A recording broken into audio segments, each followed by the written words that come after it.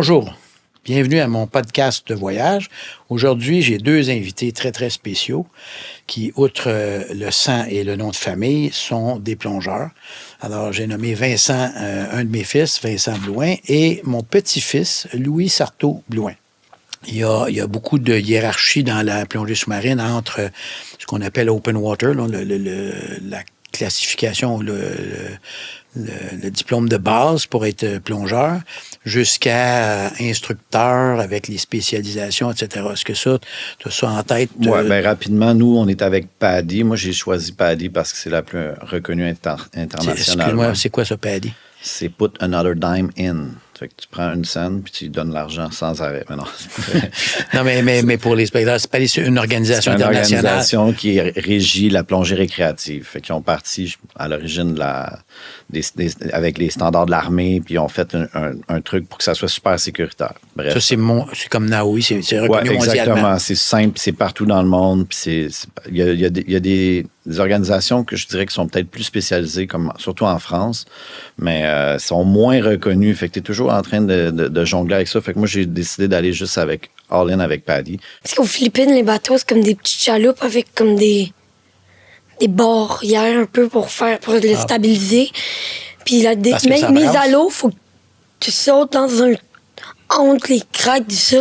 Tu sautes, puis t'es en dessous de la barrière.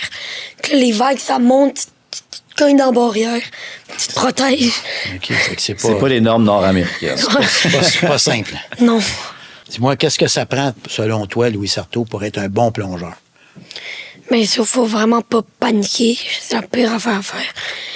Puis si tu as des problèmes d'oreille, tu peux être plongeur, mais ça va comme... Tu auras de la misère à aller profond. Parce que tu les as pas équilibrés en descendant?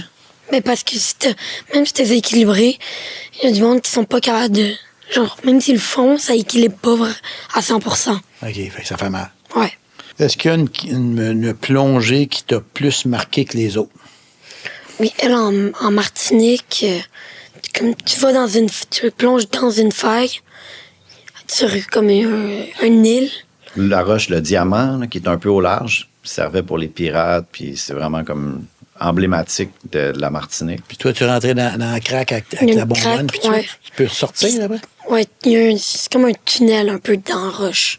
Mais tu ressors pas par la même place que t'es rentré, c'est ça? OK. Puis quand t'es dans les vagues qui tapent sur l'île, c'est comme si t'as un tremblement de terre à chaque fois, genre.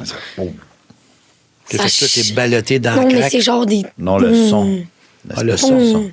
C'est comme si t'étais dans un coup de gong en plein milieu. Là. On s'en va en mer, l'horizon, il fait beau, tout ça. On fait un drift dive, c'est que tu plonges avec une bouée, tu te laisses aller par le courant, puis quand t'as plus d'air, on remonte, puis le bateau vient nous chercher. Là, on descend, on fait notre drift, tout est beau.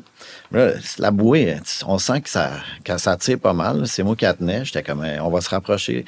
Là, on décide de monter. On n'a plus d'air, on monte. On se fait signe, on monte en haut. Mais là, on arrive à la surface. C'est orage, des vagues de 10, 15 mètres. Là.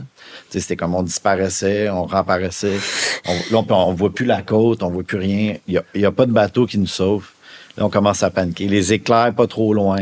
T'irais-tu 10, 12 heures ou 6, 5, 6 heures dans l'eau avec 7, 8 bonbonnes, dans de l'eau à 4 degrés, que tu as une visibilité de 2 mètres dans le fleuve Saint-Laurent au large de Rimouski? Ouais. T'aimerais ça? Ouais. Ouais.